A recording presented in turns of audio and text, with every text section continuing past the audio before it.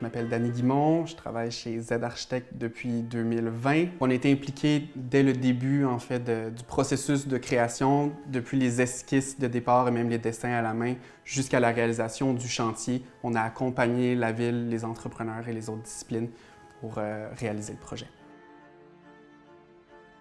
Au niveau de la maison, on sait qu'elle a été construite entre 1729, l'année où la famille Filiatro va devenir propriétaire des terres, et 1763, qui est l'année où le fils aîné de cette famille-là va devenir maintenant propriétaire à son tour. Ce qui fait qu'on a une maison qui est construite sous le régime français durant cette période-là, ce qui lui donne un niveau d'ancienneté qui est exceptionnel au niveau de sa valeur patrimoniale. Donc elle fait partie des plus vieilles maisons actuellement sur le territoire de la ville de Laval. La maison a la plupart des caractéristiques des maisons coloniales françaises. On retrouve entre autres le plan de la maison qui est rectangulaire avec une construction qui est en pierre. Et on a décidé de garder la pierre apparente pour deux raisons. Depuis les années 70, la pierre a eu relativement peu de dommages par rapport aux intempéries à l'extérieur. Elle résiste très bien au passage du temps. D'un autre côté, il y avait aussi le fait que pour la plupart des gens, une maison patrimoniale ou d'époque a une pierre exposée. C'est un peu un témoignage de son ancienneté.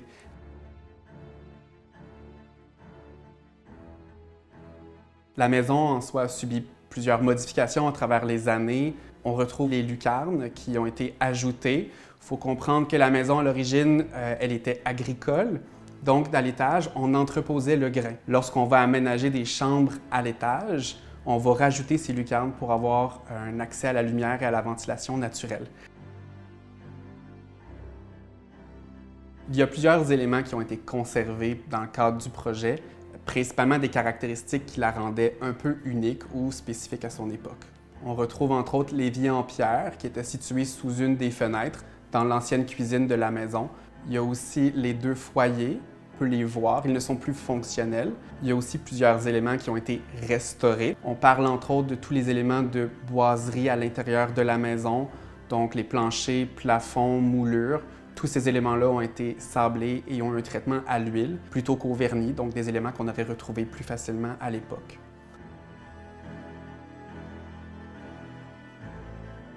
Pour la toiture, on a aussi complètement remplacé celle-ci. Il y avait eu des infiltrations d'eau par les années, donc il y avait même une toiture temporaire qui avait été installée par la ville.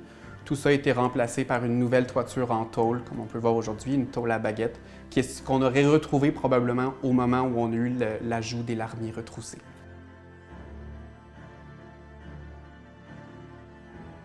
Il y avait aussi tous les enjeux qui étaient reliés à l'accessibilité du bâtiment.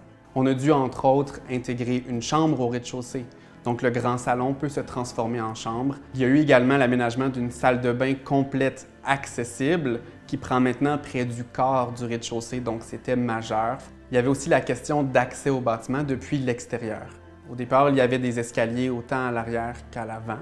Dans ce cas-ci, on a décidé de niveler le terrain pour permettre d'avoir un accès aux portes qui étaient directement de plein pied, sans seuil.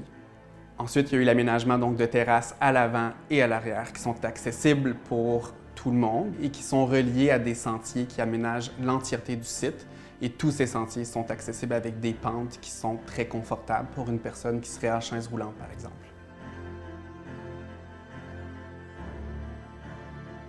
La flexibilité des usages représentait également un défi pour ce bâtiment-là. Un bâtiment si petit avec des contraintes aussi importantes devait pouvoir accueillir une grande variété d'artistes pour lesquels on ne connaît pas exactement quelle sera la nature de leur art.